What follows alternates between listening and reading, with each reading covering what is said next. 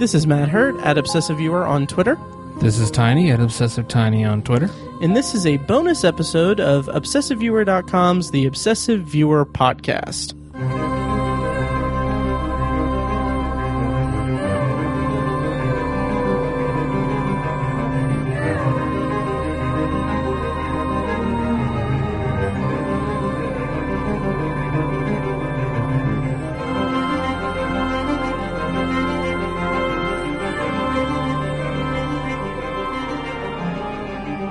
Hello, and welcome to The Obsessive Viewer. We're a weekly movie and TV podcast that covers a specific topic, be it genre, trope, movie, or show, each episode. You can find back episodes at ovpodcast.com, find the blog at obsessiveviewer.com, and you can also subscribe to the subreddit at r/obsessiveviewer.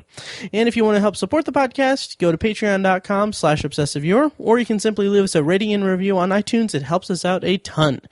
And this week on the podcast, this is a special bonus episode devoted to Season 6 of Game of Thrones, which just completed its run as of this recording last Sunday night on my 30th birthday. Just throwing it out there. Tiny, how's it going? It's going well. Good. So the season ended, and just so everyone knows, this is going to be a totally spoiler-heavy episode devoted to talking all about Game of Thrones. Season 6, we're going to spoil the entire season and past seasons, so if you're listening to this in the future or whatever, like after the show's ended, don't worry, because we know nothing about what happens in seasons 7, 8, however many they go. I think it's going to be 2 more, but yeah. So we're going to talk season 6. Tiny, how are you doing, I guess? Are you ready for this? I'm not. I mean, okay. There's just so much to cover and talk about. Do you want to reschedule it? Or Yeah, I'll be back later. Oh, okay. No, I'm kidding. I'm ready. I'm actually anxious to talk about it. Me too. Because Game of Thrones, yo. Mm-hmm. Yes, and we haven't really discussed anything about the finale or anything about the last, even half of the season, really, ourselves together. So this is going to be a fun discussion. But before we actually get started on our actual review of Season 6, I just want to take a moment to kind of reflect on our history with the series at this point, or up to this point. And in the past on the podcast, I'm sure we've talked about Game of Thrones on several potpourri sections of the podcast, which if you're just tuning in for the Game of Thrones episode, potpourri is a section of our normal episodes of the podcast where we talk about whatever we want, like anything we're watching or whatever. So in the past, we reviewed season 3 of Game of Thrones, that was our 3rd episode of the entire podcast. Mm-hmm. And I haven't listened to it since last year. And I don't know, something about it. I'm nervous to go back and listen to that because it's one of our earlier ones. And it's like season 3 of Game of Thrones. And I got the intense impression, or at least in my memory of it, I feel like I did not understand what this show was at that time. So a lot of the things in it was very inaccurate. But I remember that episode, actually. Yeah. Pretty well. I think it was, we really started to find our groove then. Mm-hmm. Yeah. I remember I burned it onto a CD and we listened to it. Yeah. On the way somewhere. I remember, yeah, we did. Yeah, that was fun. Oh my gosh. Anyway. We were both very single at the time. Yes. Oh God. So yeah, and then we've also, if you want to jump to a couple other episodes, episode 107 of the podcast, in our potpourri section, we talked about the Sansa rape controversy in the middle of season 5 of the series. Right. And then finally, if you want to hear us talk about season 5 as a whole, go back and listen to OV116. And if you don't want to go back and listen to it or want a refresher, here's what we thought of season 5. Tiny, what were your thoughts on season 5 as a whole? Have you revisited it since we've discussed it on the podcast? I have not revisited it, but I remember when we talked about it last year, I kept repeatedly using a word, and that word was toil. Yes. Because so many of the characters were just in a rut. They were just stuck, developmentally anyways, or the story. It was just in a rut the whole season. Just hardly anything happened. It was all of the action and the quote-unquote progress was all just, it was just baby steps at most. Totally. Or it was all just lateral lateral progress, which you could argue isn't progress at all. So I was really frustrated last season, and the finale was not very finite or final. It just didn't feel good, and last year was a stepping stone between season 4 and 6. Basically, yeah, it really was not very good.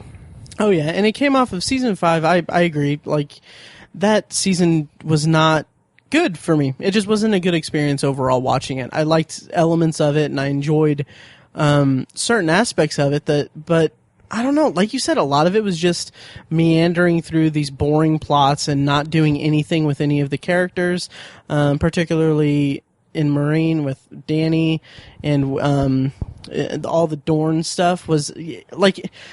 Even I feel like I was kind of I wouldn't say I championed it, but I was intrigued by the Dornish stuff after season 4, having Oberyn Martell and having the introduction of basically the Dornish people in the show at that point, essentially.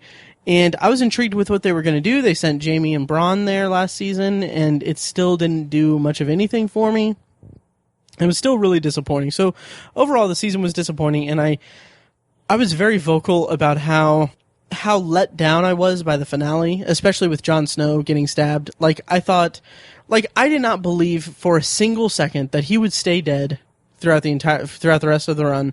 I knew he was going to come back, and I thought that it wasn't like oh my God, I'm such a fan of Jon Snow. I want him to come back so much that I'm going to say with absolute purpose that yes, he's going to come back. It was no. There's no one else of interest at Castle Black. The storytelling is the only way to really make us care about that plot line and those characters there is to bring back Jon Snow. His character, his arc clearly isn't finished yet. There's still much more to find out about him. His death didn't have the impact that other major character deaths did. And then all this was amplified by and then I'm going to go on a little bit of a tangent here and a bit of a rant, but all of this kind of culminated with me with all of the incessant internet detective work and the internet fervor for like Kit Harington hair watch. Like everyone was so interested in like, oh, is Kit Harington going to be in season 6 of Game of Thrones? Does that mean he's going to be alive? It's like, okay, there it comes to a point where, just wait for the show to come back. Right. And I understand that's the culture we're in. That's the nature of the entertainment industry now, really, that everything is online and you can suss out as many details as you want on a production. But it's like, okay, it reaches a point where, some of us don't really care, not so much don't care, but it's like, maybe if some people were gripped by the Jon Snow death scene and they thought like, oh my God, Jon Snow's dead. Like, maybe cool it with the whole like, oh, he's on a plane and he's going to like where they shoot it. That means he's going to be back. And oh, he trimmed his hair for a role. And I think we were even a little bit guilty of this in last year's episode, but I also kind of talked a little bit about how I was annoyed by it. But it's just like I don't know. I think my frustration comes from, I don't understand how someone can go into a show and like have all of this knowledge about it from like, okay, well, this screenshot from this promo shows these two characters talking, and that must mean that this is going to happen in this episode. I just don't see how that can make for compelling television if you go in and have all of these expectations from all of this material and interviews and things like that. It's just, it seems like it would just spoil the experience, and it was so frustrating for me to basically see all of these posts and articles saying like, well, Kit Harington said this, or Emilia Clarke said this. Like, Emilia Clarke said that the writers haven't said anything to her about whether or not Jon Snow's dead for real or not, because they can't trust her. And it's like, okay, well, this means that this is what it means. And she said that there's a 50-50 chance. So does that mean she knows something? It's like, no, she just said that. I said all this last year. But anyway, I just wanted to voice my annoyance with that. But the actual season, holy crap, I am rambling so much on my soapbox. But the actual season was lackluster for me. There were some interesting things. I feel like, and I haven't rewatched it since last season. I did buy the Blu-ray, but I haven't rewatched it since it aired. Actually, after this finale, I went back and dug out my season 1 Blu-ray, and I started rewatching season 1. So I'm hoping that, by the time season 7 rolls around, maybe I'll have the entire series rewatched by then. That shouldn't be too hard. So I'll eventually get to season 5, but the one thing that I remember not liking was that it's the Sons of the Harpy in Mereen and the High Sparrow and the Sparrows or whatever in King's Landing. Like, those plot threads just kind of popped up out of nowhere to me, and it seemed like I didn't really grasp what the deal was with them and what was happening to the society of King's Landing and Mereen. I didn't grasp that, and that was probably my shortcomings as a viewer, and I'm just, all that's to say, I'm looking forward to rewatching season 5 to get a fresh take on it when I'm not watching it week to week, and I can have more fuller knowledge of it. So anyway, yeah, I wasn't a huge fan of season 5, and I wasn't eager about the start of season 6 because I knew that the Jon Snow resurrection was coming because, basic storytelling. Right. So yeah, so that was where I was going into season 6. Yeah. Okay. Me too. Yeah, I wasn't excited for Game of Thrones to pick back up either. Thankfully, the season gripped me, and I was bummed every Monday and Tuesday and Wednesday when I hadn't watched it yet, and right. I wanted to get it watched, mainly because of spoilers. But yeah, season 5 was just a bummer. I didn't enjoy all of the speculation about Jon Snow because I was in the same boat as you. I was like, he's coming back. It doesn't make a narrative sense to not have him come back. He's too integral and important to an entire segment of the story. So yeah, I was like, there's no mystery there for me. Right. And I actually read a really good article on, I think it was on Nerdist, that just simply said, Game of Thrones has a Jon Snow problem. And it basically said, okay, well, all of these characters have undergone so much in the past 6 seasons, except for Jon Snow. He's gone through so much, but he hasn't fundamentally changed. Arya, Sansa, these characters have changed completely since their season 1. And sure, Jon Snow is, different. He's a bit of a leader, but he's still naive. He's still kind of noble, and he hasn't really had that much of a change. So it's all to say that there's just a problem with it because basically what it boiled down to is the show at its outset, the series at its outset was making sure or made a point to skewer the traditional fantasy archetypes and characters in fantasy storytelling, like the noble hero and things like that. So, Robb Stark died prematurely, and because he was that kind of archetype and everything, so it punishes these characters.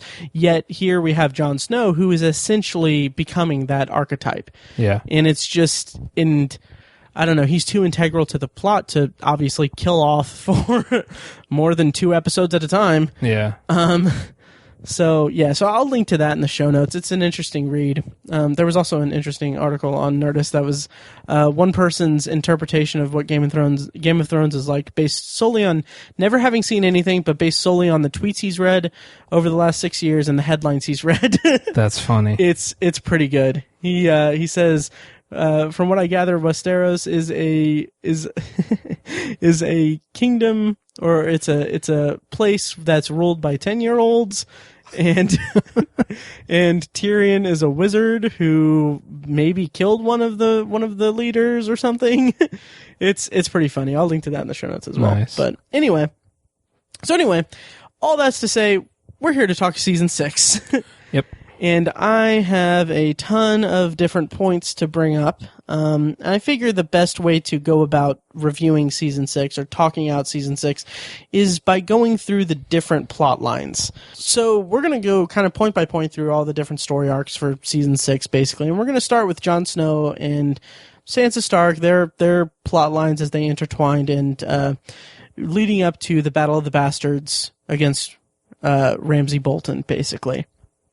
So, Tiny, how did you feel about the start of Season 6 at Castle Black with Jon dead in the snow and Davos wanting to bring him back? What did you think of those first 2 episodes leading up to the resurrection of Mr. Jon Snow?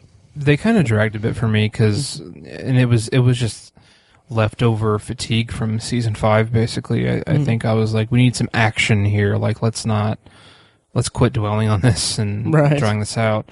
But if you look at the way that the blood flowed through the snow on Jon Snow's body, it developed a pattern to tell you that they are bringing him back. God damn it. No, but Jesus. The most interesting part of all that was Davos to me, because I never appreciated his character in the books. I don't think he's the best realized character in the books. I feel like the Davos we get in the show is much better. And really, I'm really not crazy about the books. Right, but he's just one of those. He has the ability to lead and take charge and stuff like that. But he's, at the end of the day, he's always a follower. He's always looking for someone to counsel or be an advisor to. He's just a lifelong advisor. That's kind of his thing. Right. And he excels at it. And I don't know if he has the wherewithal or the skills to really be a Jon Snow or a Stannis Baratheon type. I think he's just a counselor, and he works best as a team. And so I think that's why he tried so hard to get Jon back, is because he was the best leader there, and he was the right man for the job, and he was aware of what the Red Woman is capable of, Melisandre is capable of. So, I mean, it was sort of intriguing to watch, but again, the fatigue from season 5 kind of, I was like, let's get on with it. We know he's coming back. Let's do this. Right. Yeah. Yeah, and that's really well put about Davos, and it's funny because I'm kind of all for Davos. I love him in the show, and I really connected with him in the books as well. Granted, I still, to this day, I still have only read maybe 15% of book 3 and all of books 1 and 2, and just the Davos chapters in the books, just, I don't know, something about his character. He's the Onion Knight. He basically was what's the word I'm looking for?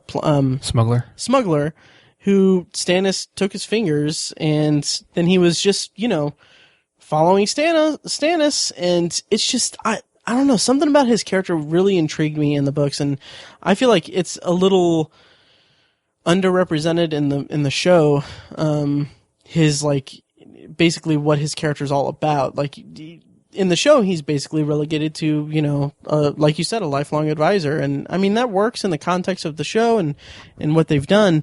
But I will say that him wanting to revive Jon because Jon was basically the only leader at Castle Black and all that stuff, that's true. It just doesn't really seem like it was communicated in the show.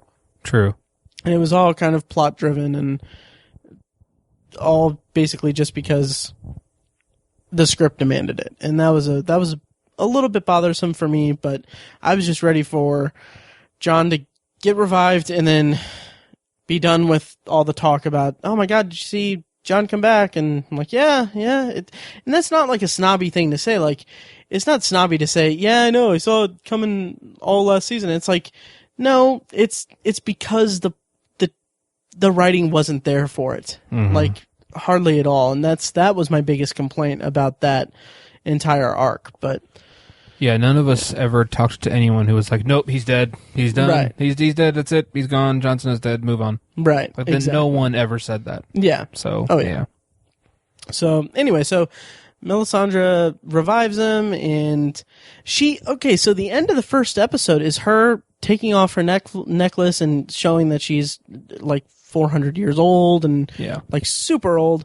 And it's communicated that she is having a crisis of faith after Stannis being proven that he's not the chosen one that she's was so sure of and everything. And then it feels like that's just like she's dropped after that. Like after she resurrects Jon, it's like, nope, she's just, discarded a little bit. And then she pops up at the end. We'll talk about that in a bit. But it's like, it just kind of feels like, why go so far as to show her, to first name the first episode The Red Woman, and then end the episode with showing her in her true form, and then not really following up on it with her crisis of faith or whatever. Are they waiting for next season to really dive into that, or what? I'm not sure. Did you have any problems like that, Tiny, or did you?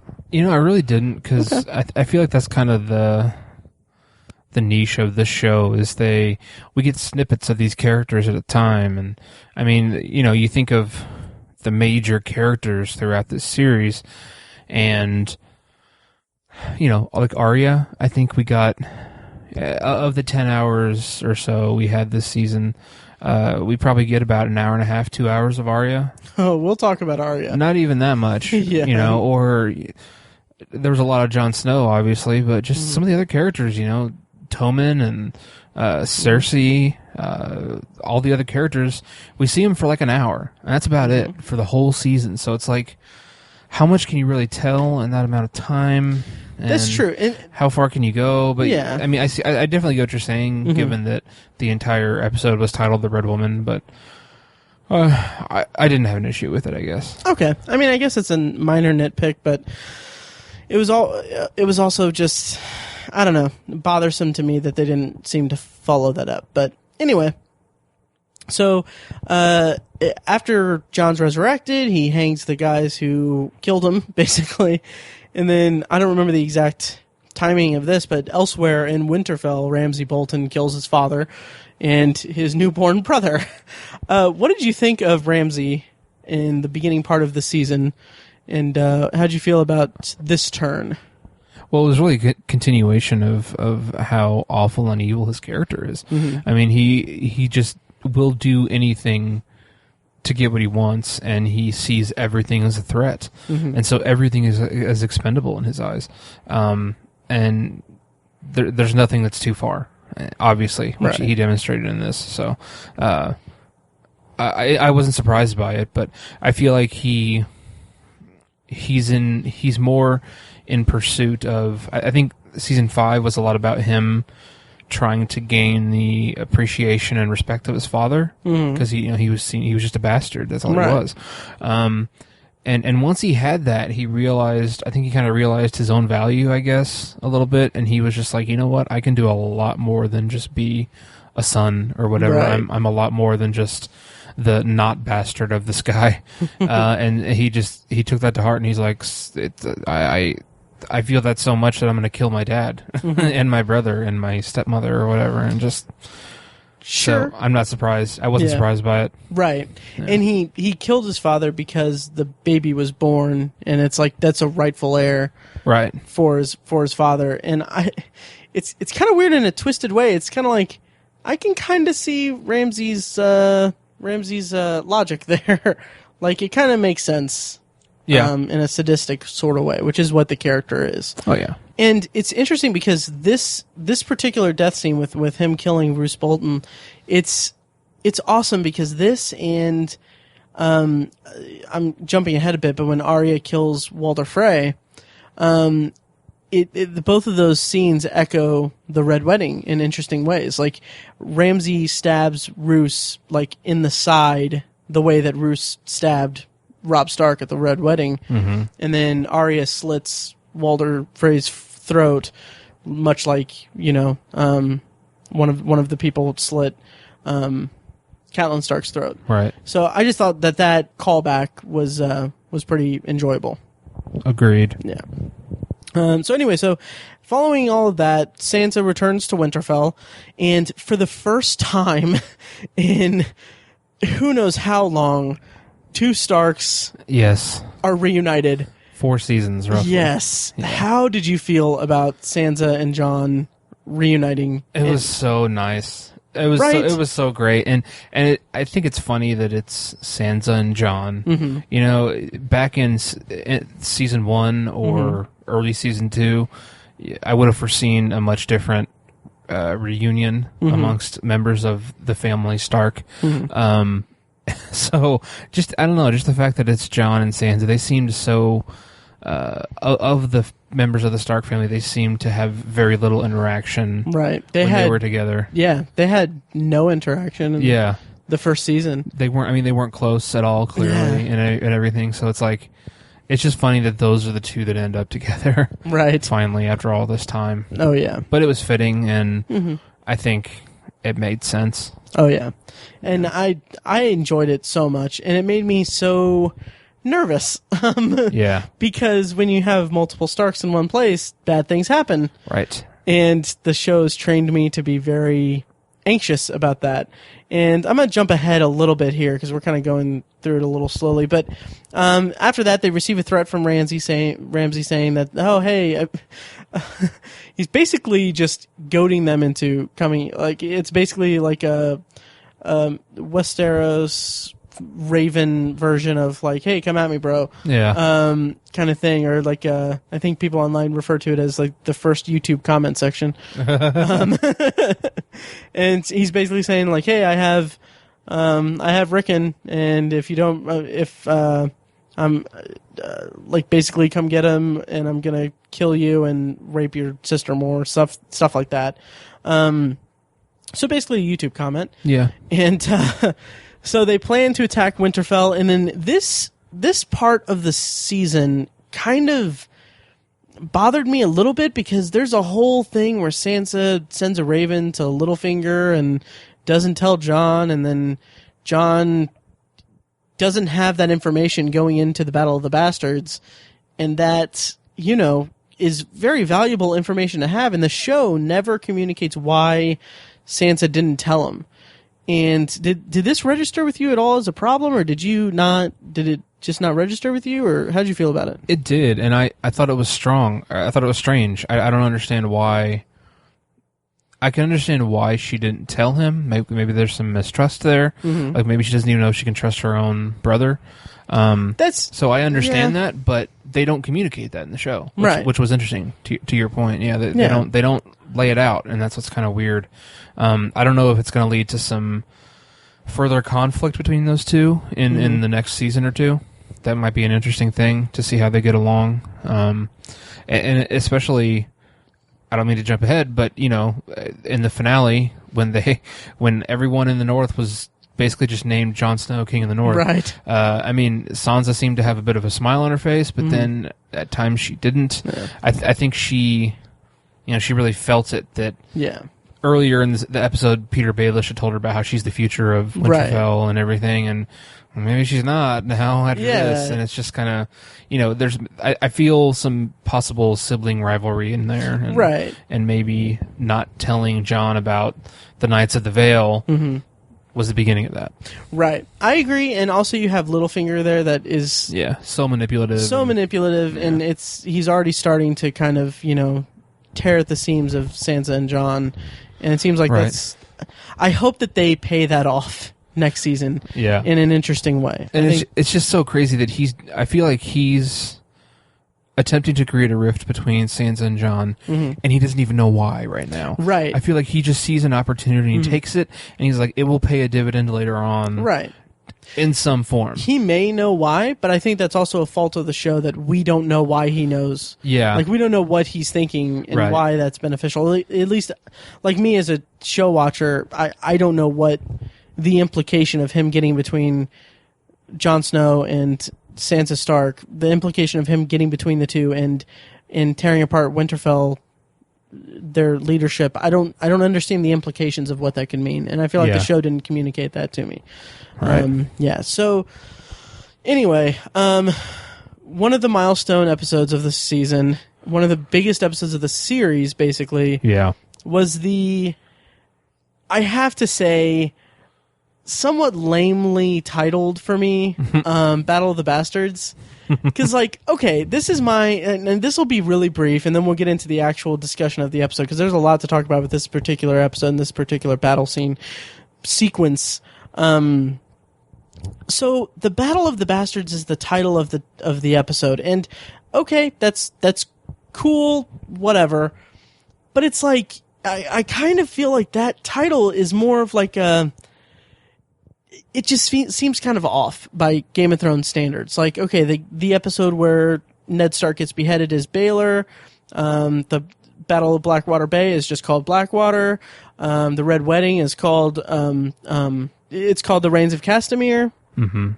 And then like they had the Battle of Castle Black was called the Watchers on the Wall. Hardhome was called Hardhome. Like, all of these things, they have their titles and everything. And then, I don't know, something about just the Battle of the Bastards seems like that's something that I feel like fans of the show would talk about it, like, colloquially, like, give it that title, and it would have something more with more substance and subtext as an official title for the show, if that makes any sense. Oh, I totally get what you're saying. It is out of character for the show. Yeah, and it is maybe it is cheap or whatever, but like, maybe it's just maybe it's just like an attempt from HBO or the showrunners to basically just embrace the popularity and the culture of the show, and just be like, people come up with these goofy names, like the Battle of the Mountain and the Mountain and the Viper. The Mountain and the Viper. Yeah, which that episode was called The Mountain and the Viper. Yeah. But so, I mean, people just come up, the Red Wedding, they come up with these terms, and like, they're never officially sanctioned or anything, and it's not, it's just fun. Mm-hmm. And I don't know, I can see them just basically being like, let's just call it the Battle of the Bastards, because that's what it is, and let's just embrace this. Let's embrace the popular culture of our show and just call it the Battle of the Bastards. And maybe it is pandering to fans, or it's a cheap move. Yeah, I'm in your boat. I'm on your team. I rather would have had them choose a different title. Right. But I think maybe that's what they were thinking, and I don't really care that much. Yeah.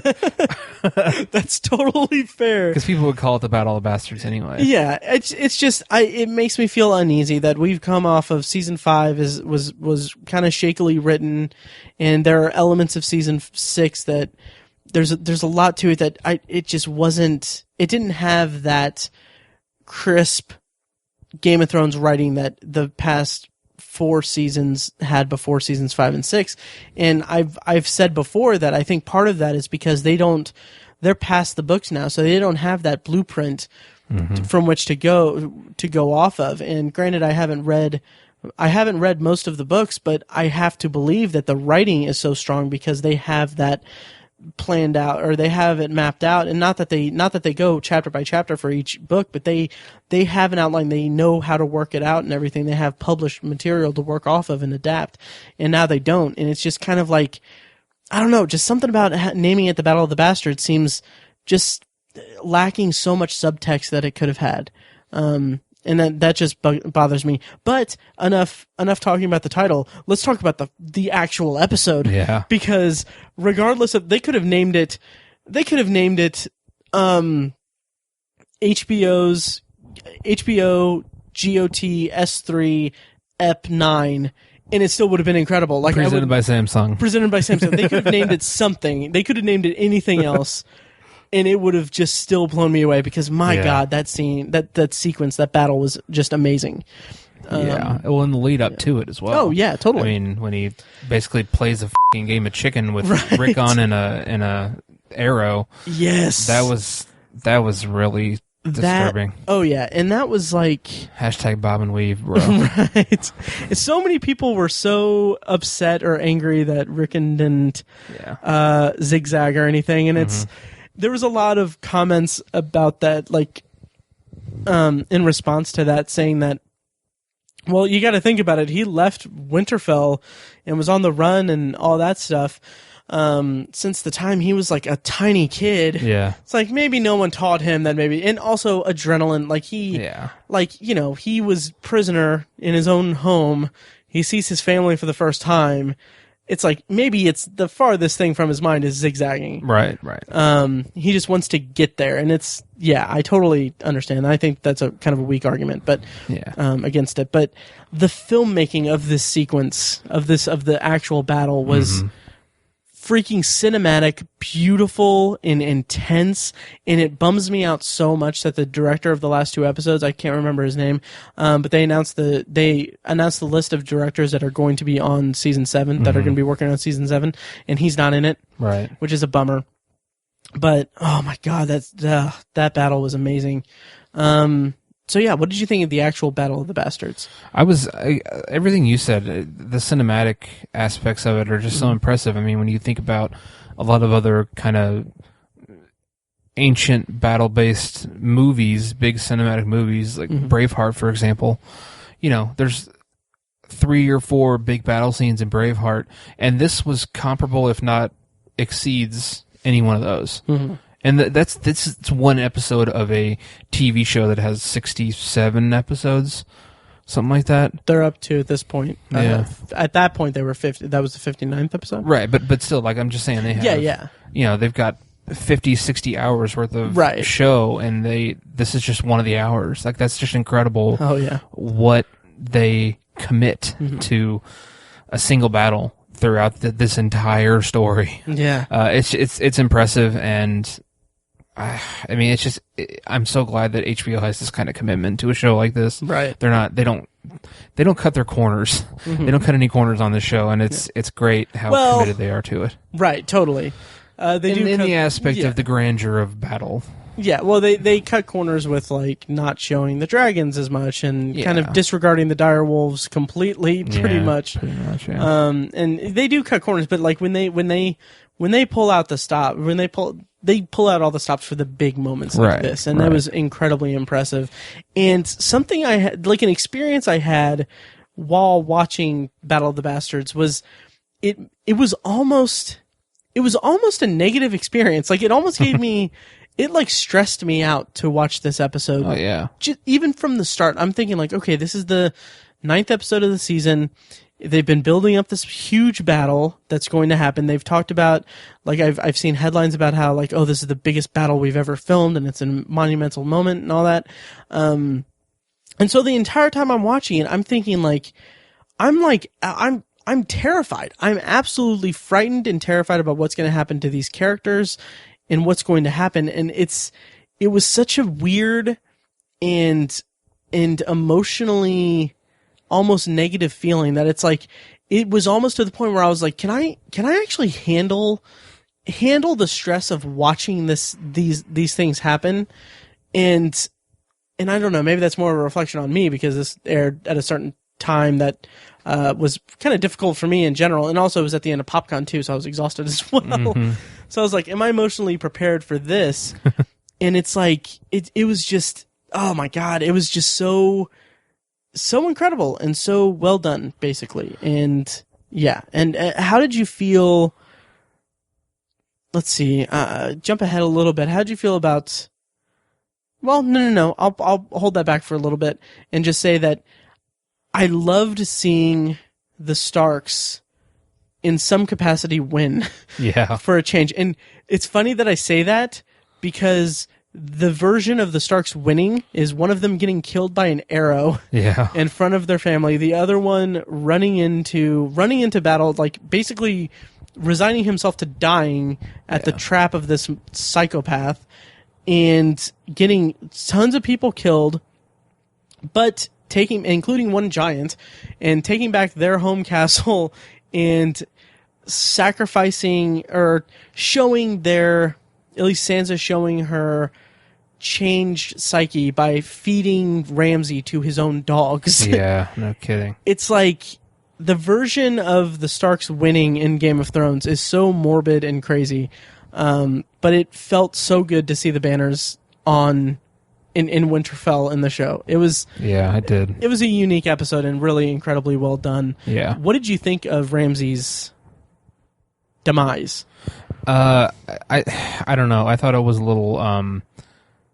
I think it was out of character for Sansa. I mean, but she has to change and evolve somehow, and if that's the direction they want to take her, I don't know if it's necessarily a bad thing, given that she's kind of the heir of the Stark name, right. At least as far as anyone knows. So, I don't know. I would have much preferred that scenario to present itself, where she could have just let the dogs, the hounds, just maul him, and maybe she just puts an arrow through him and lets him die, at least somewhat dignified. I think that would have been more in line with the Stark way, if you will. But at the end of the day, can I really blame her? Right. I mean, the guy had it coming. Yeah, he really did. And part of me feels like maybe that was more fan service than anything. Like, okay, well, we have this monster that, you know, maybe we can kill him in a monster way. But it's also like, yeah, the Starks are the Starks and they're winning. It's like, you know, Ned Stark, one of his big things in the first episode was the person who...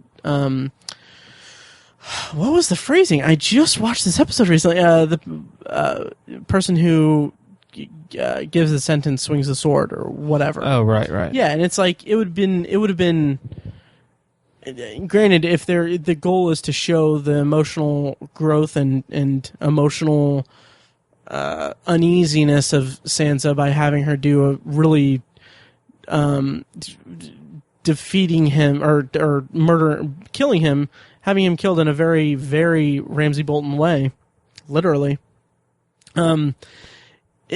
Instead of, you know, carrying on her father's ways of, you know, having him executed publicly and like the old ways. But it's also reflective of a different time and a different world that they're in now. Right. And it is a good measurement of growth of the character. So anyway, Battle of the Bastards was amazing, despite the title of the episode. Anything more about that, or should we move on a little bit? I say we move on. Okay. So following that, after they're back at Winterfell, Davos finds out about Melisandre burning Shireen at the stake and tells Jon, who then basically tells the Red Woman, like, hey, get out of here. We don't want you in Winterfell. If you come near her again, I'll have you executed or whatever. GTFO. Yeah, exactly. Yeah. How'd you feel about this thing in the finale? I had really forgotten that Davos did not know that Shireen was burned at the stake. I forgot about that. I thought he knew, and I don't know. I kind of forgot about it. It was sort of. It was such a pivotal moment of season 5, and it was a part of season 5 that I liked, which is such a horrible thing to say because a child was murdered. But it was just so shocking and just it was so in line with the way things were going. It made narrative sense to use that phrase again. And it was shocking and wild and disturbing, and it held my attention. So to dwell on one of the good things of season 5 or to call attention to it, I thought it was okay, or it was something that I think Davos needed to feel the weight of it or whatever, and so it made sense that he reacted the way he did, and it was good for his character. So I'm glad they included it, and I'm glad that Jon reacted the way he did. I don't think I get the feeling that he doesn't really want to kill people anymore. Right. He was never a violent person or a vengeful person, but he understands that violence has its place, but I don't think he likes to use it all the time, and I'm glad he reacted the way he did and just basically banished her. Right. Yeah. And I have a feeling she's going to come back at some point, too. Oh, yeah, totally. Yeah. I want to just say that I think it's Liam Cunningham who plays Davos. Freaking amazing scene when he confronts her and talks to Jon. Just, my God, that was amazing. And I was really worried for Davos' safety. Like, this shows how little I know about plotting out this series, basically, and how much I don't know about the way I can't pretend to know which way they're going to go with the plot, except for when they kill Jon. So I was under the impression, I was seriously thinking that Davos was going to find out about Shireen, and then since they put so much emphasis on how cool Davos is, and they made his all of his scenes were like golden in the season, I was so certain that he was going to confront Melisandre, and then she was going to like murder him right there or whatever, for whatever reason, behind Jon's back or something, and just so that he wouldn't, so that Davos wouldn't like reveal that she, doesn't know what the hell she's talking about, right? Or that she was wrong before, to conserve her, advisory role within Jon's camp.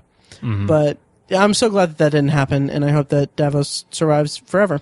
Me too. Yeah, totally. And final thought for, the North plotline is, just real quick, Lyanna Mormont, total badass. Yeah, and people love her. Yeah. She's entertaining as hell to watch. Yeah. I hope she has a lot more scenes. Me too. And just so awesome. Yeah. So great. And I loved the scene where she, champions Jon and has him named King in the North. Yeah. Hashtag real talk. So good. Yeah. So good. Mm-hmm. So anyway, so that was a lot about Jon Snow and, the North and all that. So let's go a little bit farther north even. Mm-hmm. Bran, he came back. Bran and Hodor and Mira and the Three-Eyed Raven, after taking a season off. Yeah.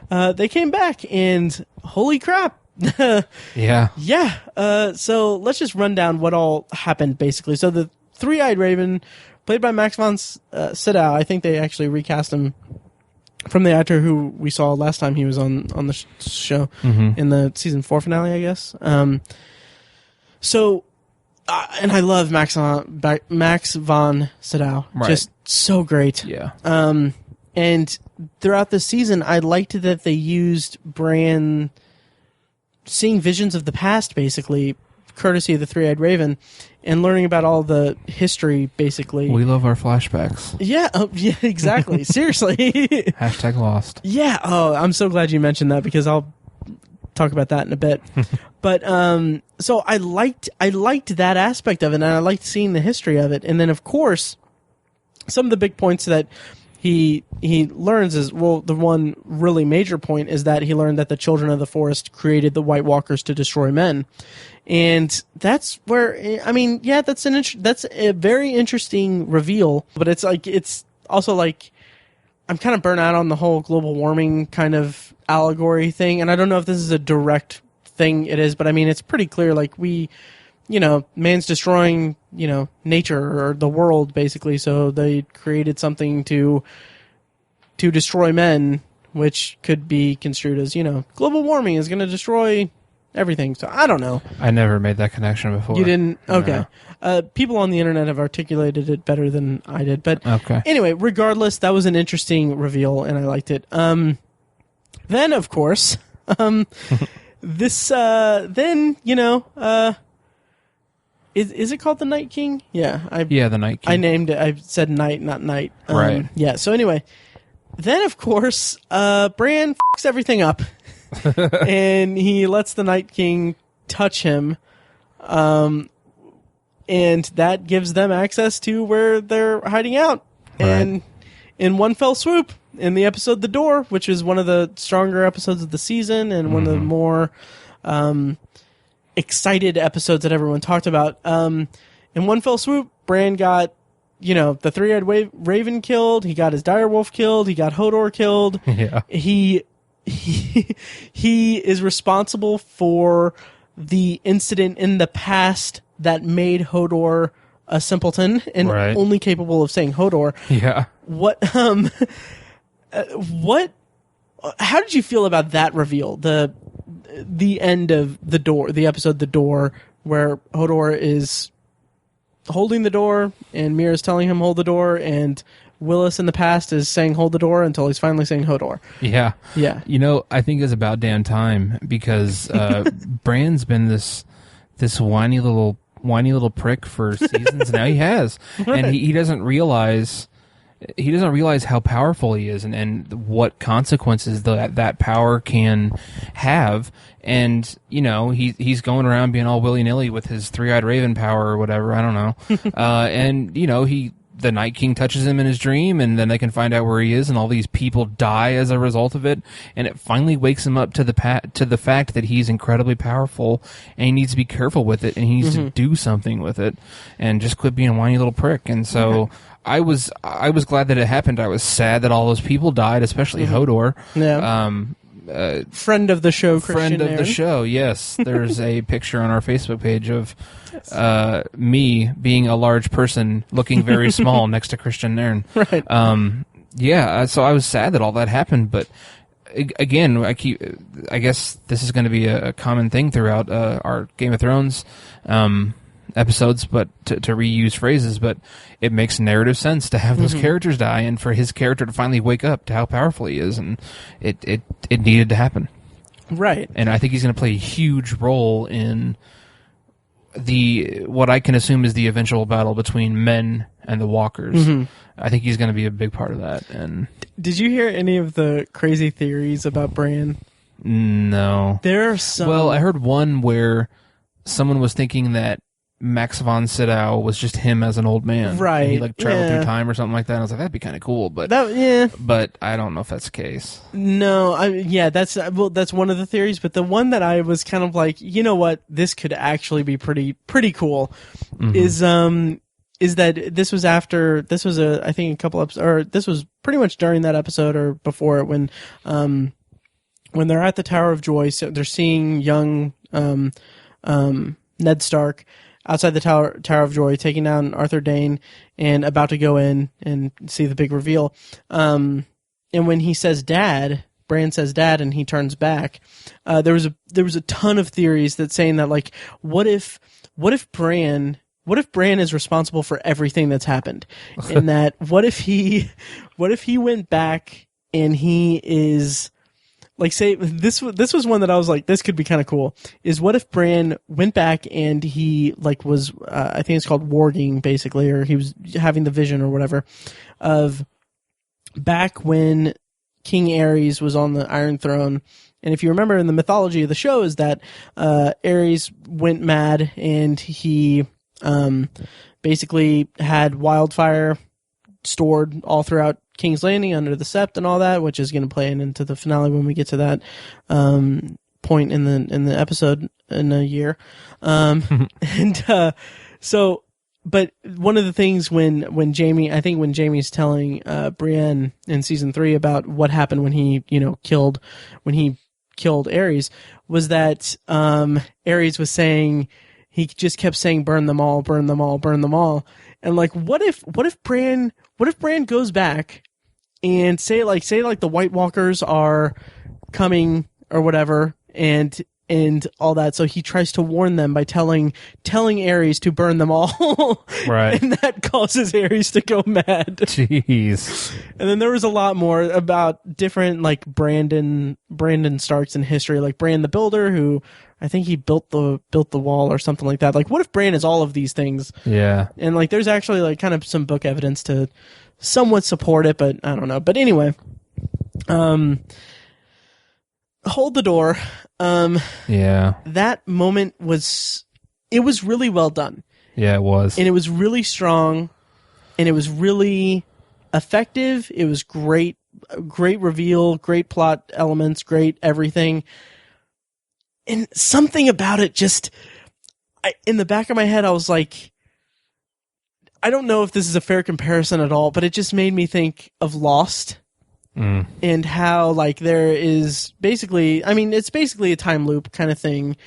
And of course, anytime this kind of thing happens in any kind of pop culture thing, everyone picks it apart saying, like, well, okay, I don't know if they really did it with this, but like, how can he do this? And like, how does time travel work? And like, in my head, I'm like, I don't know, for some reason it always makes sense to me. But anyway, like, this is the sort of thing that Lost did, at least once. I'm thinking of one specific episode. I'm not going to say what it is, but there's like a simple, like a time loop thing. And all I kept thinking was, yeah, I don't know. I've seen that type of story element before, and it kind of didn't make me resent Game of Thrones at all, but it made me think, like, it's not really something like new that happened or whatever. And I don't know if I'm making sense or if I'm being snobby or whatever, but it just kind of made me think, like, okay, this was a really good element. This was a really good plot development. This was a really good episode. Good acting, good everything.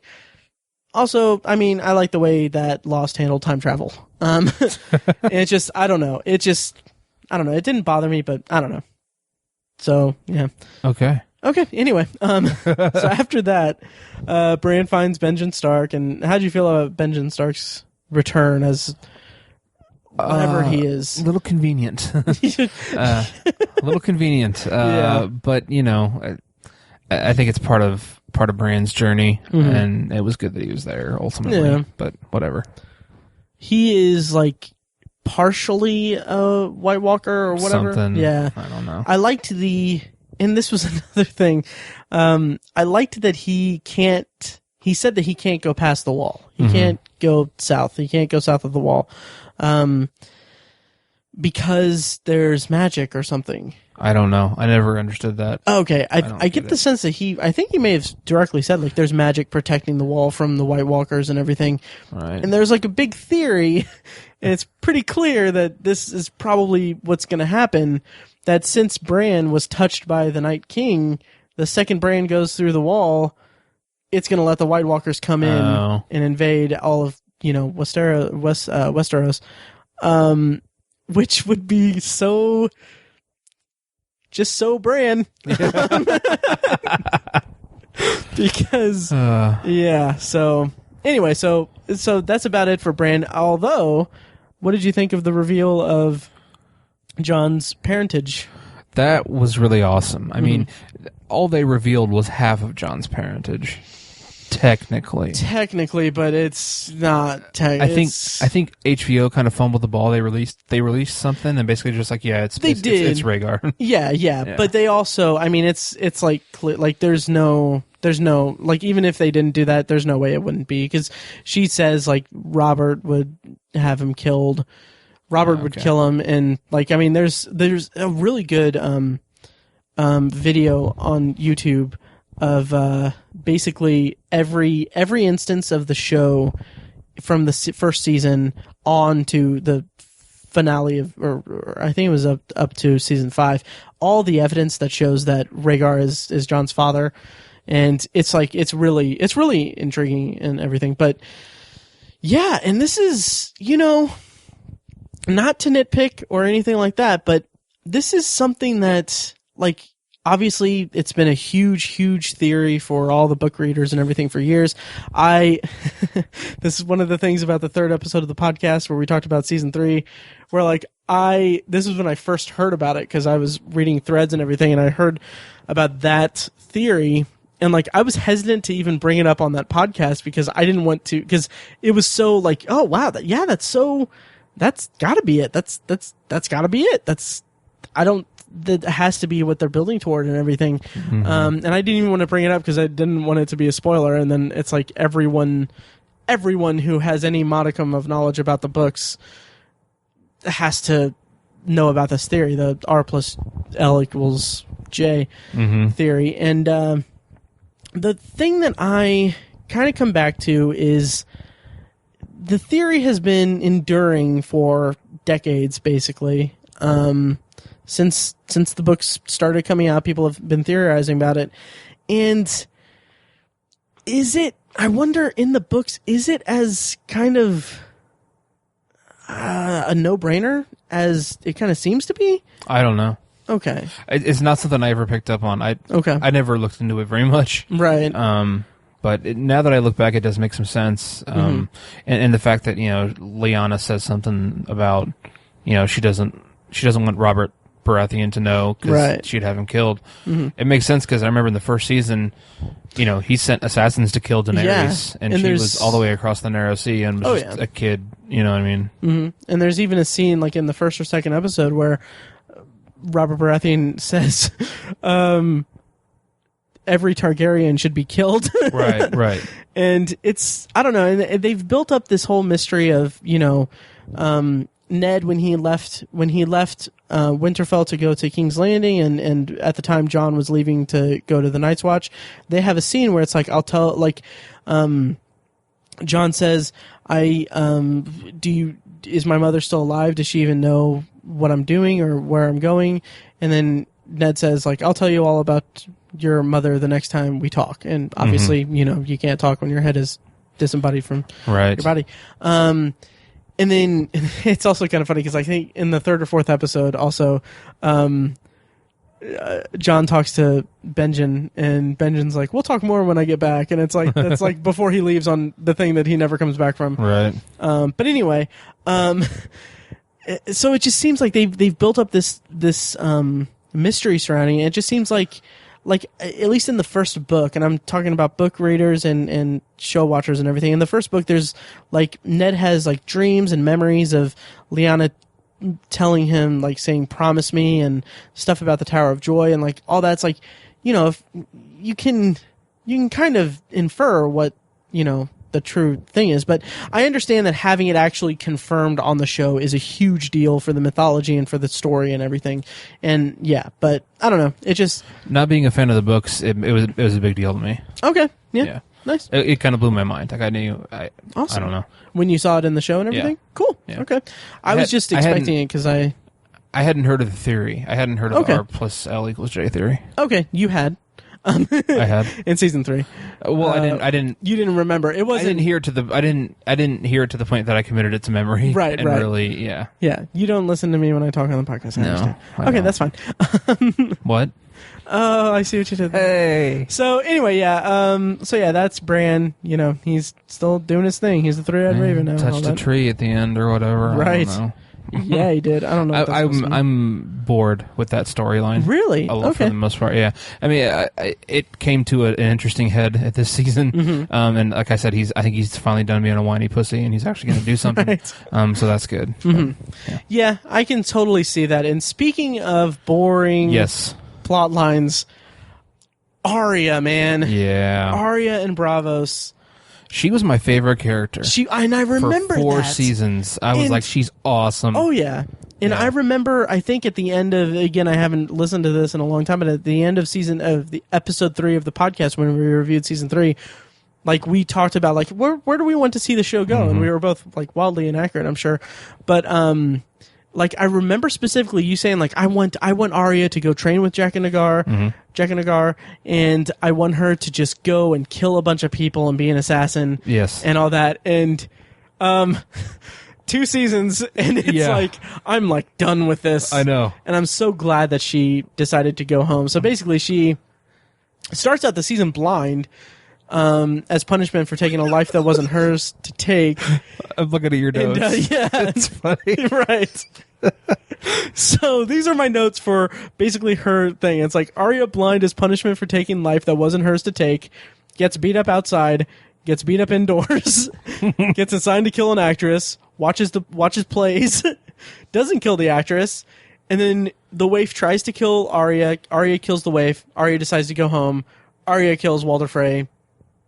#Frey pie. Yeah. And it's like, that is all you really need to know about her plotline. Yeah. And that is so disappointing because she got to Braavos and she got to, what is it, the House of Black and White? Something like that.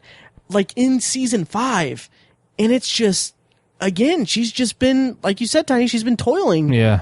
And it's such a long road to get to literally nowhere. Yeah. Because she is back to, like, she did the same thing to Walder Frey that she did in season 5 that caused her to lose her eyesight for, again, a couple episodes, which annoyed me because it's like, that was one of the reasons why one of the things I didn't like about season 5's finale is that it's like,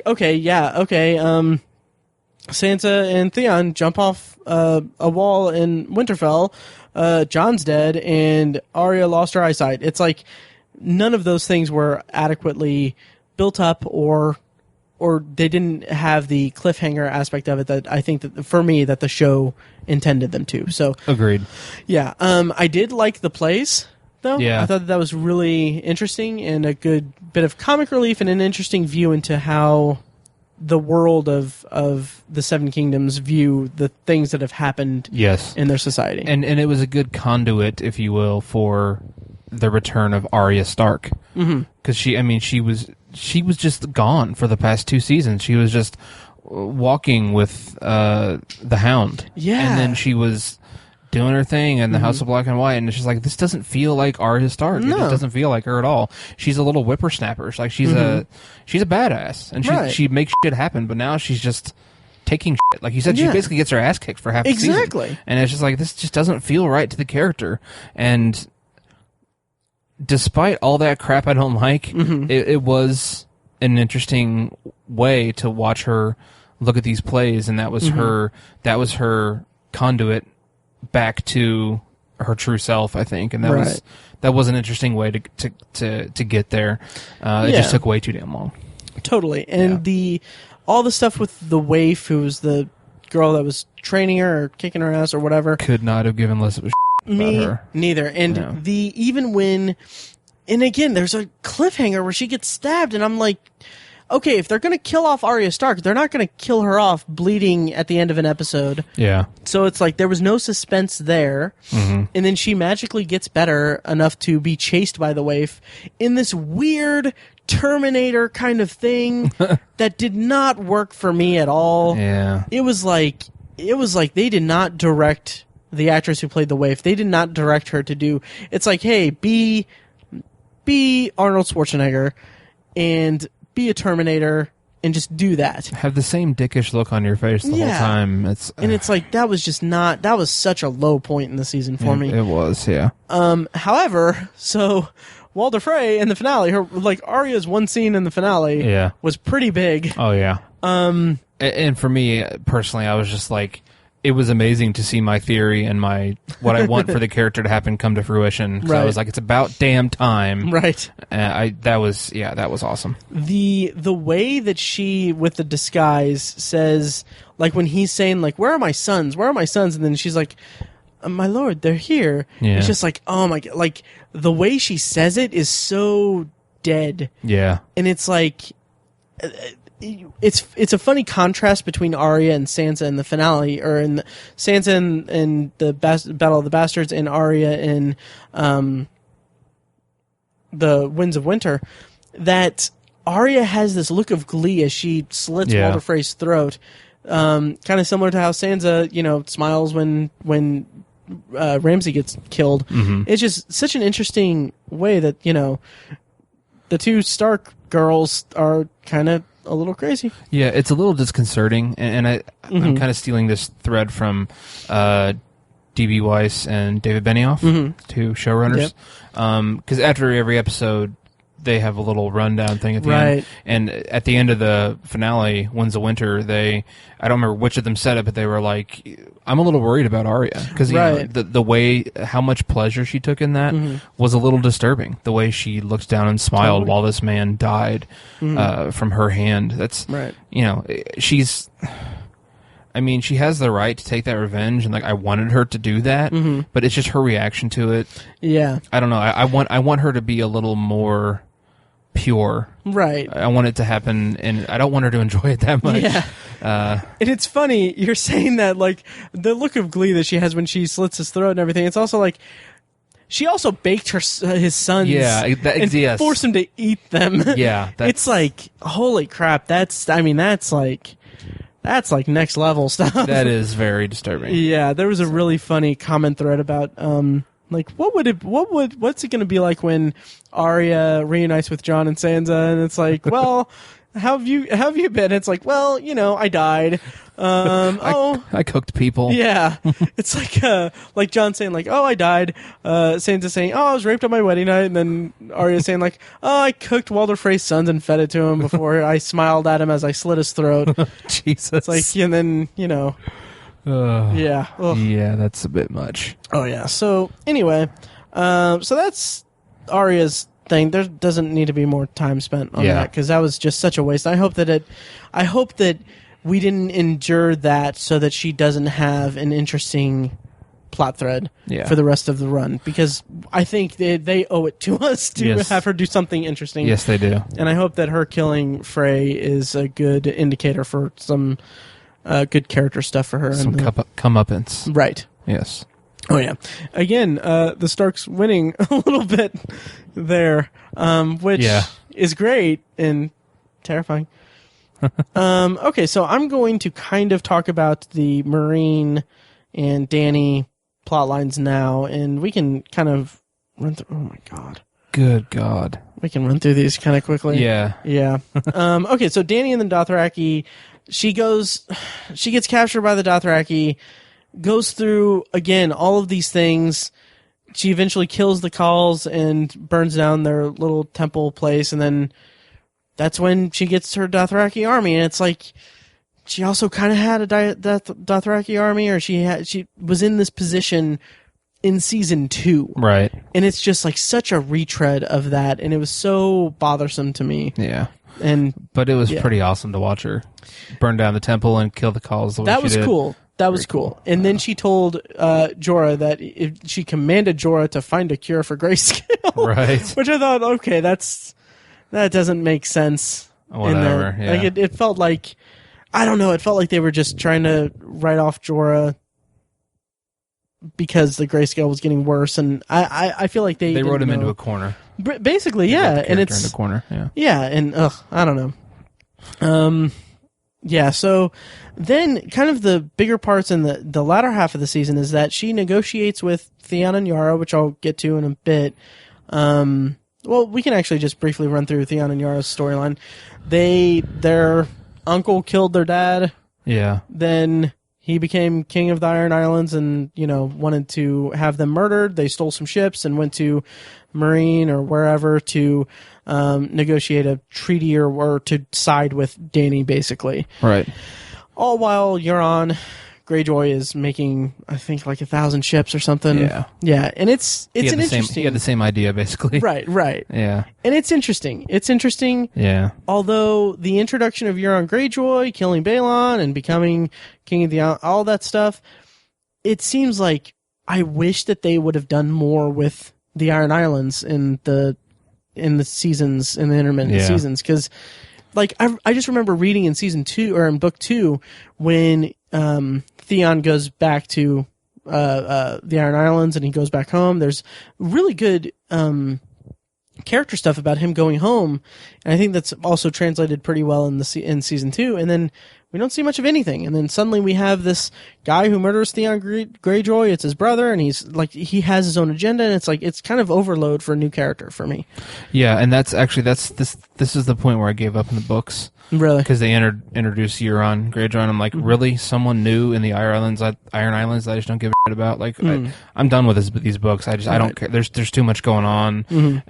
George R. R. Martin doesn't know what he's doing with all these characters. He's trying to juggle too much at once. I'm done with these books. Yeah. And I had a similar reaction to the introduction of Euron in the show. I was like, they could have left this out. They could have just had Theon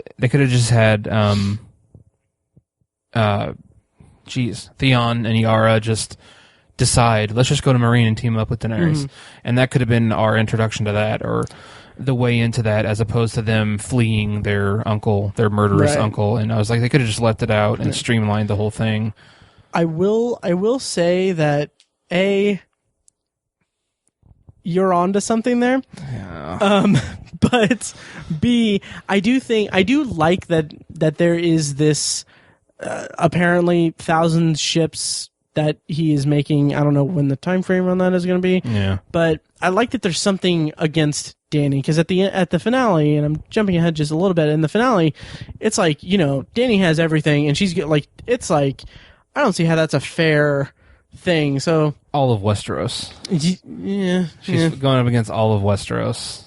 That was, well, yeah, that's true, but all of Westeros and, like, King's Landing, the new queen just blew up the Sept, and... I know, but you've still got you've got the North, you've got Dorne, you've got Casterly Rock, King's Landing. Dorne is siding with Dany. Did you catch that? Well, yeah, at the end. I know, I realized that, but gotcha. I don't know, we just didn't really know that as, I don't know. At the time that Euron was making... Yeah. Okay, sure. Yeah. I don't know, I don't know, whatever. Yeah, anyway. But I totally see what you're saying, that they could have, nixed that. Yeah. Because it did seem rushed, but I don't know. I do like that they're siding with Dany and that they're involved with that, I guess. The scene in the finale where Dany names Tyrion Hand of the Queen was really good. Yeah, I loved it so much.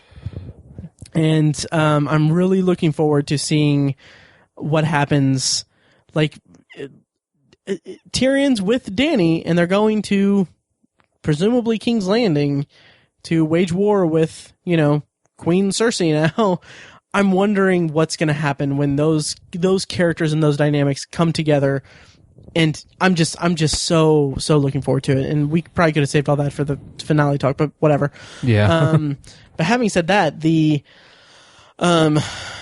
was also really nice to see Dany finally sailing for Westeros. Finally, with so many things ready.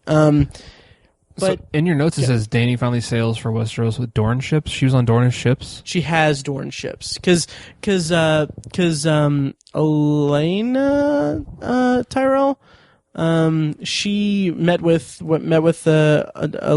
Arya Sand, and then that's when Varys came and was like, "Hey, we need come join our team," and then that's when they backed it. And everything. I didn't realize that they had actually made the deal, and she was on Dorne's ships. I didn't realize that. She has she has a whole fleet of stuff. Yeah, I know she has other stuff. Yeah, she has. Yeah, so she has Dorne ships. She has the Greyjoy ships that Theon and Yara had. She has the dragons. She has the Dothraki army. She has the Unsullied. Yeah, she's good to go. Okay. Yeah. See, I didn't realize that. Okay, interesting. Yeah, I guess it wasn't really that well communicated in the in the finale, but to kind of jump back just a little bit, Tyrion dealing with Mereen while Dany is away on her Dothraki vacation. That dragged, and it did. I was so over that. Me too, and I felt like the humor that they were trying to do with what's it called? With Grey Worm and Melisandre. Yeah, that just was like, oh my god, stop! Just stop. It was bad. Yeah. Ugh. So we already talked about Theon and Yara.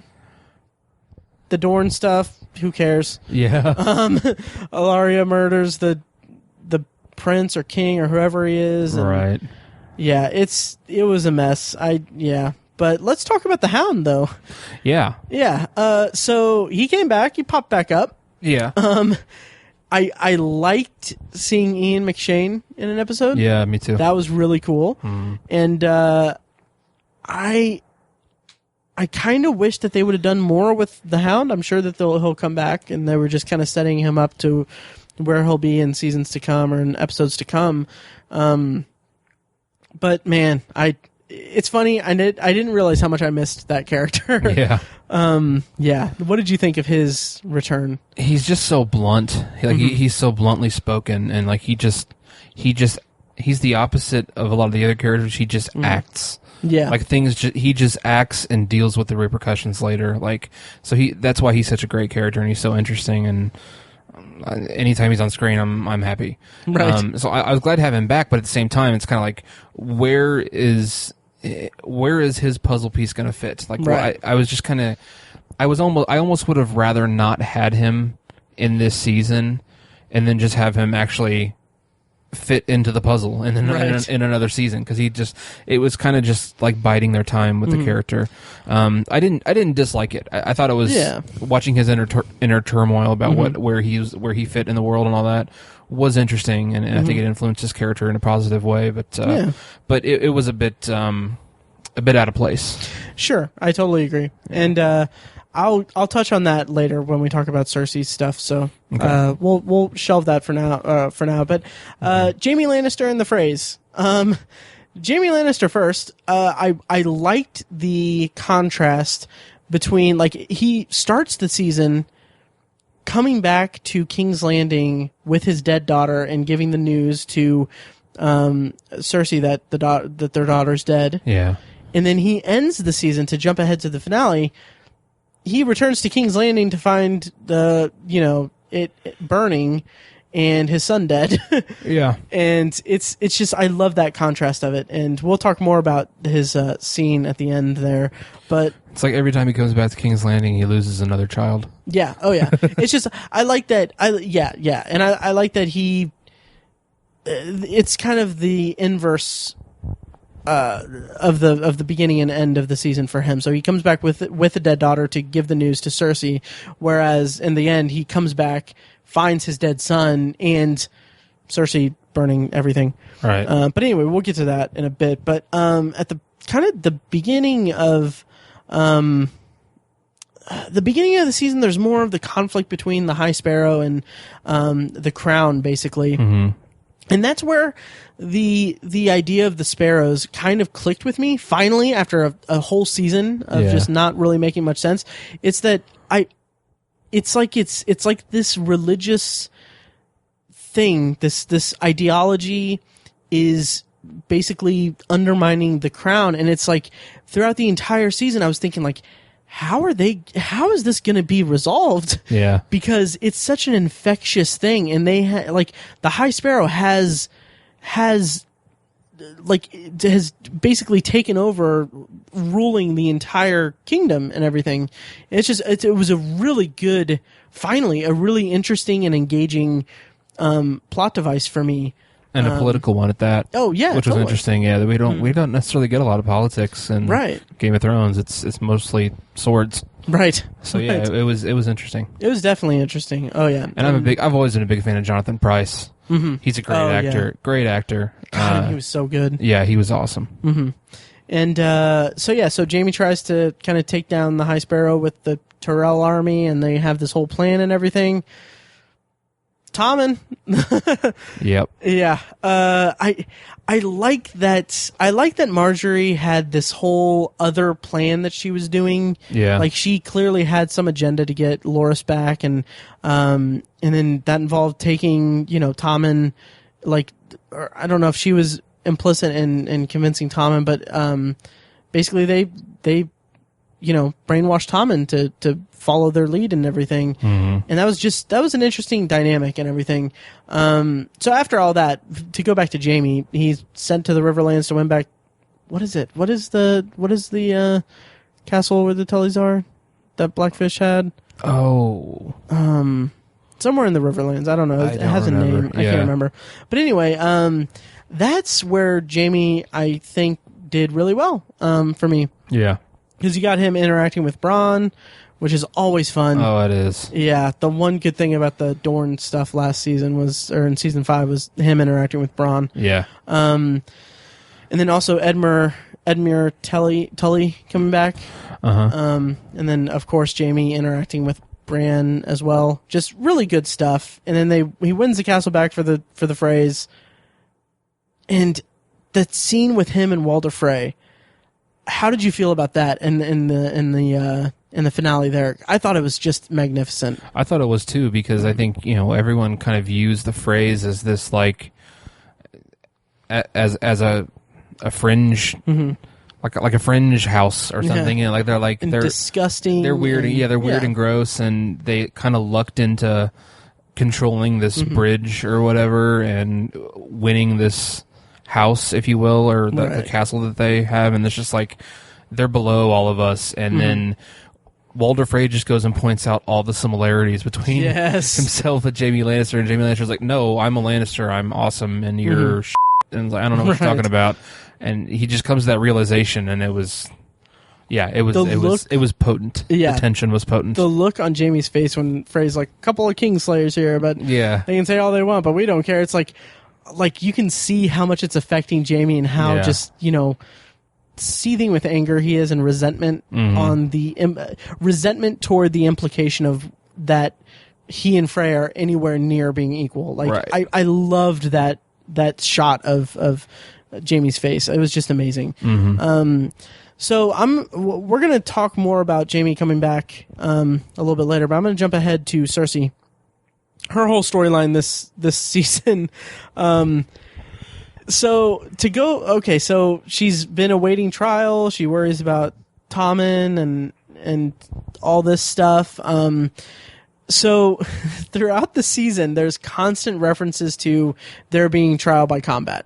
Yeah. And Tiny, have you heard anything about Clegane Bowl? No. Okay, so it's apparently this theory that had been going on for a long time with the books and everything, with book readers and everything, that Cersei was going to have was going to have trial by combat, and that since she has the mountain, he was going to be her champion, and then they were going to have the Hound come, and it was finally going to be brother versus brother and all that. So the fans of the show, or the fans of the books, and everyone has nicknamed it Clegane Bowl.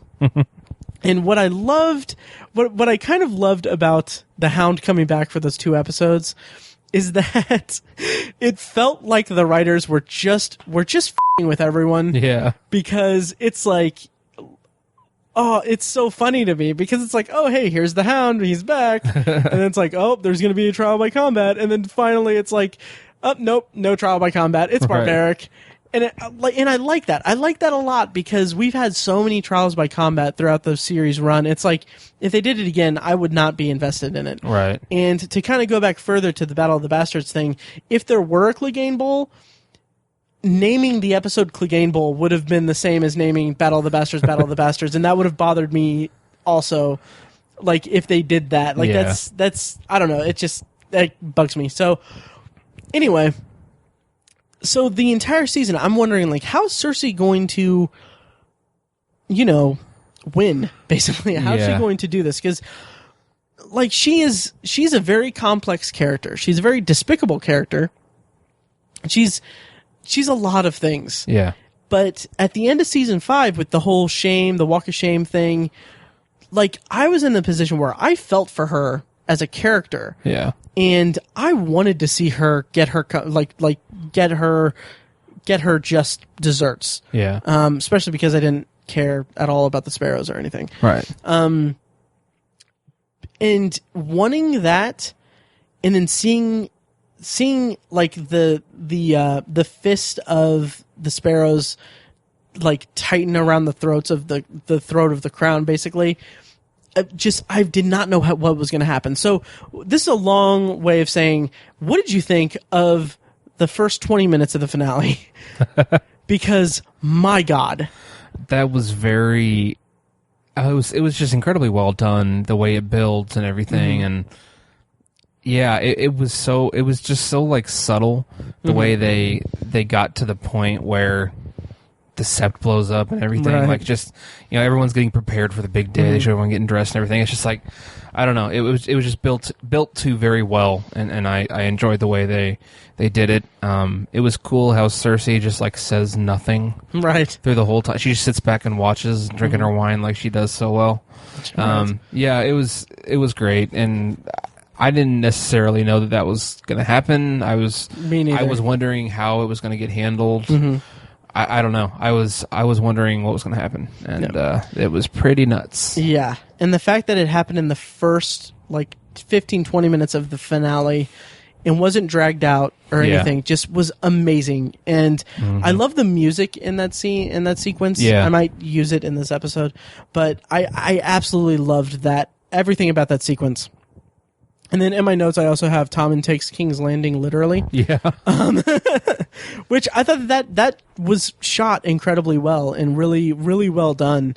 And, I mean, just, oh, God, that whole sequence was amazing. Yeah. And then to end the season with Cersei being crowned queen, and it's such an interesting thing, because she has so many people against her, and it's so, and that look that, to kind of bring it back to Jaime's storyline, to the look that he gives to Cersei, this is something that I didn't put together until I read online, like, everyone's reactions and everything, but it's incredible that Jaime left King's Landing and then came back to find not only his son dead, but his sister, who he loves, did the thing that he killed Aerys Targaryen to prevent him doing. Right, yeah. Blowing up everyone with wildfire. Wow. And it's such a powerful moment, the way that he looks at Cersei and the implications of that. It's like,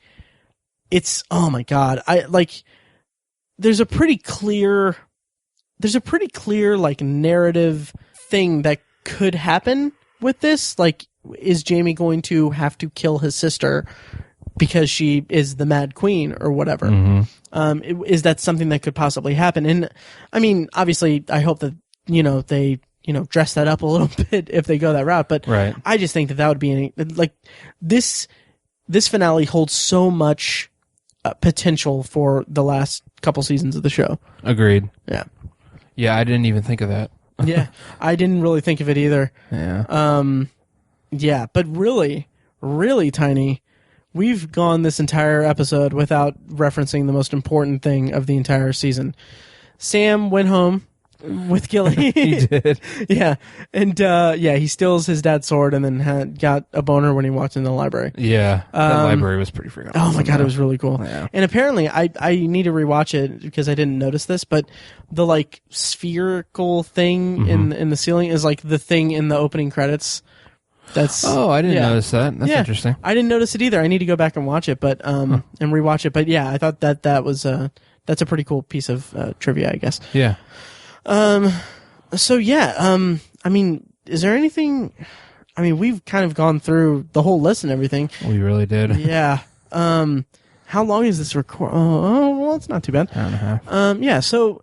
Yeah, is there anything I'm forgetting in all of this? I don't think you forgot anything. Okay, anything else we need to touch on? Like anything more about the implications of Cersei's reign by conquest, basically? I think the fact that she has the least amount of friends she's ever had, I think. She has the Maester guy. I can't remember what his name is. Maester Qyburn? There you go, yeah. And Jaime. That's it. Those are her. Right. In the mountain, but he doesn't really. I mean, right? Yeah, he's a little busy with the nun. Which that scene that was creepy. Yeah, super creepy when she's pouring the wine. I've seen people online refer to it as wine boarding. It's funny. It's just oh my God, and it goes to show her craziness, I guess, or her. She's just so vindictive. Vindictive, yeah. Yeah. Like her sadistic side, and that she's like, remember when I said that you'd be the last face, I'd be the last face you see before you die. Yeah. And then like she goes on the whole thing like, I'm ready to die, I'm ready to meet the things, and just the way that Cersei's just like, oh, you're not gonna die today, and then she's like, oh hey, the mountain. Yeah. And it's just, oh my God, yeah.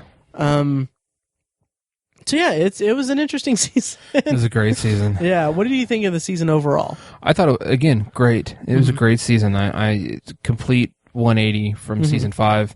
They really needed that. I'm glad they did that because the show was just not good in season 5. Right. And I hope it's indicative of things to come. I think, they only have, most people are saying 15 episodes left of the whole series. Yeah. I think they're going to use their time wisely and we're going to get, everything's going to come to fruition, all the theories and, so of course some of them won't be true, but all the things that people suspect, I think we're going to get answers for them. And I think, I think they're done with the toil. I'll put it that way.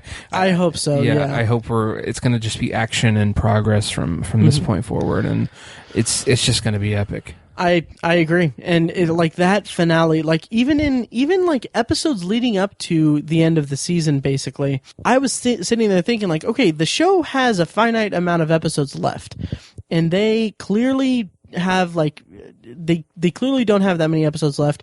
They're going toward the ending.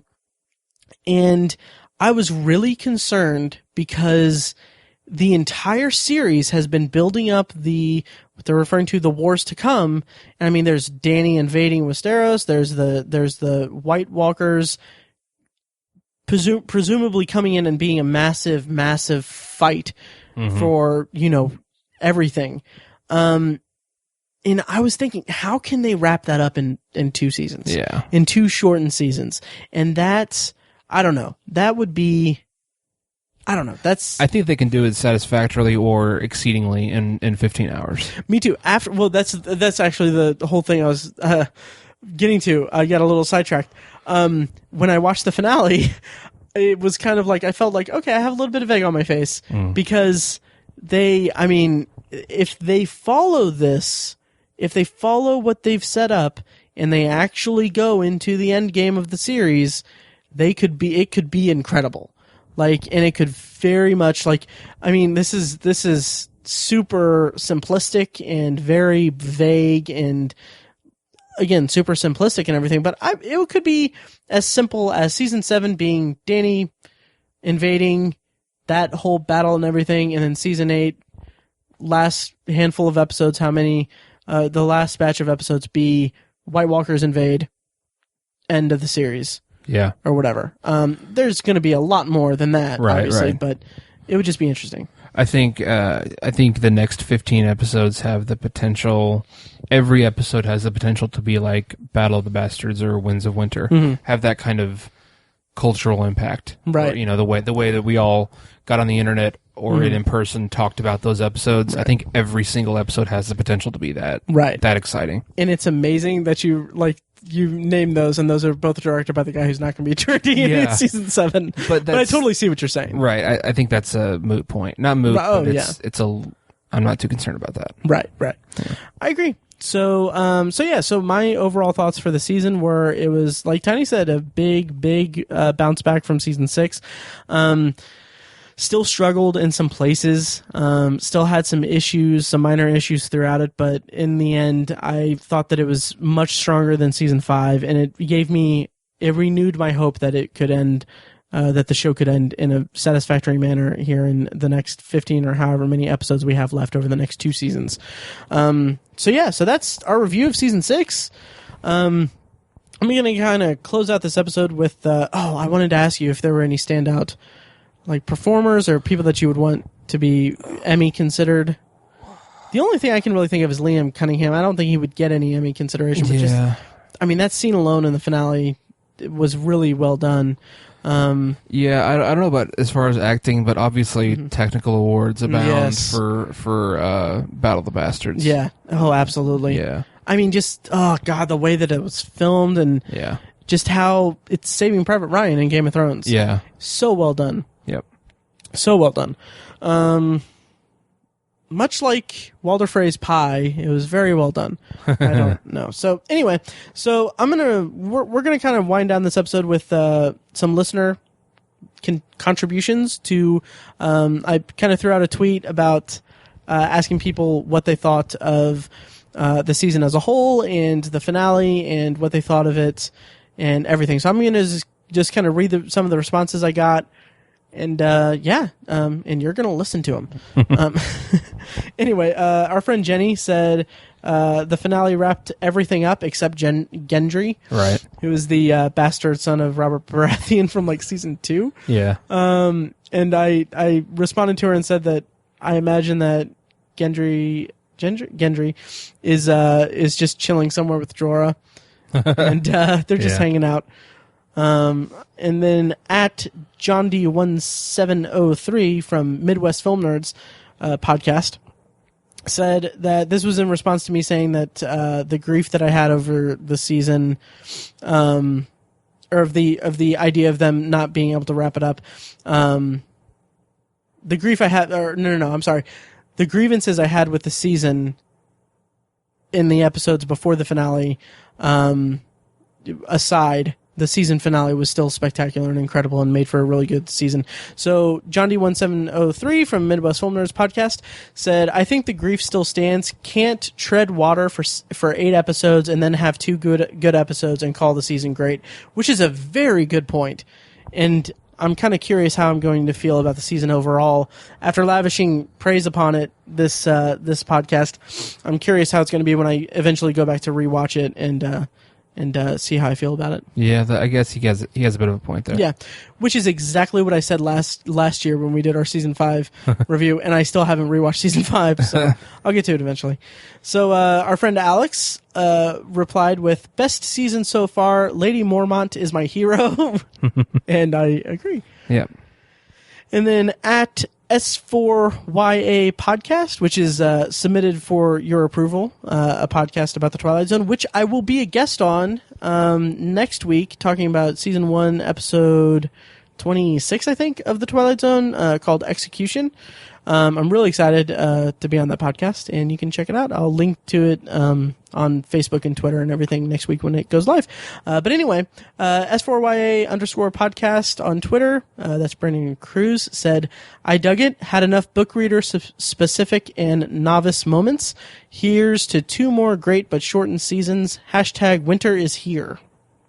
Yes, which we didn't actually talk about the fact that winter is literally actually officially there. Right. But anyway, not finally, but second to lastly, at Paul Elliott _316, who has a website and Twitter and everything for this Seinfeld polling project that he has called Seinfeld Madness. You can find it at seinfeldmadness.wordpress.com or at Seinfeld Madness on Twitter. He has a lot of polls about Seinfeld as a whole, like what season premiere had the best, what season premiere was the best, what long running character arc was the best, like going head to head with it. It's a really fun project for him, and I recommend everyone check it out and give him a follow at Seinfeld Seinfeld Madness. Anyway, Paul says, one of my top seasons of TV of all time, the best season finale in show history, setting up for a great last 2 seasons, which is very high praise and warranted. I mean, yeah. I don't know if I would say top seasons of TV of all time for me personally. Yeah. But I can totally see how someone could reach that conclusion. Finale, yes. Yes. Oh, yeah. Finale was on point. Best first 20 minutes of a finale of all time for me, potentially. Right. Yeah. And then finally, as we're recording, and I feel horrible about this,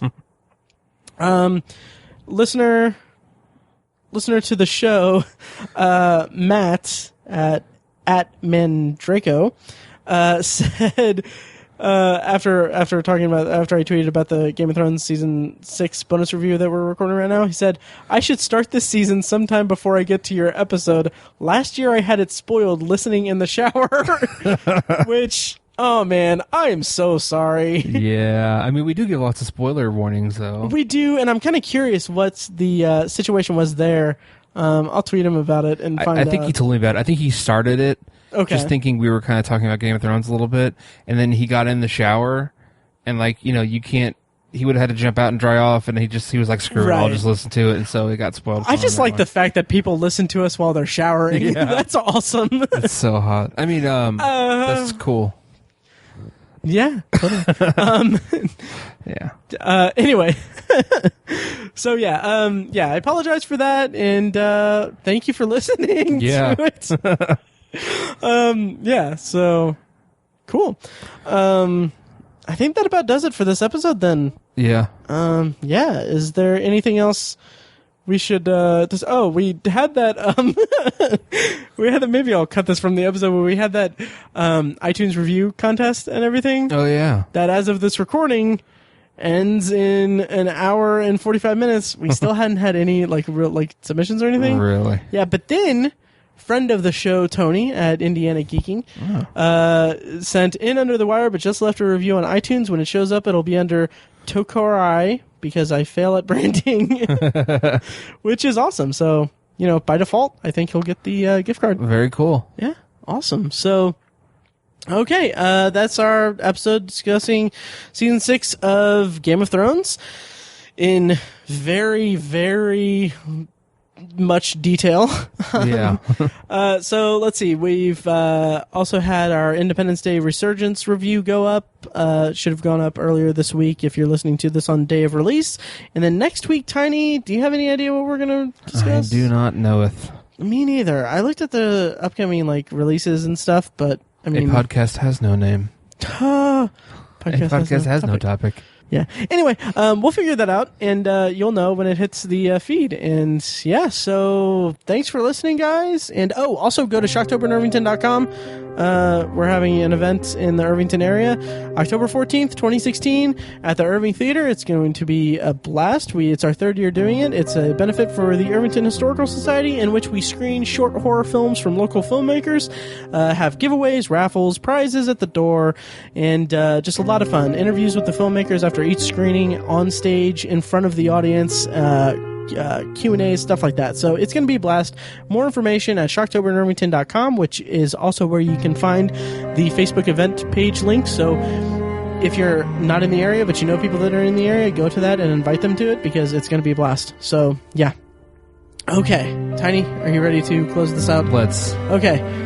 I said that like we have a pre... Right. But, and thanks, guys. Thanks for listening, guys. Yeah, thanks. All right.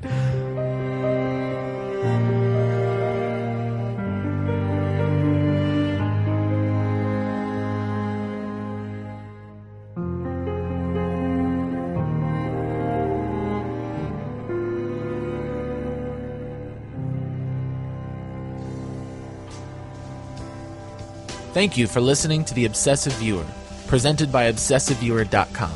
You can find more of our episodes at ovpodcast.com, and you can subscribe to the show on iTunes, Stitcher, or your preferred podcast app.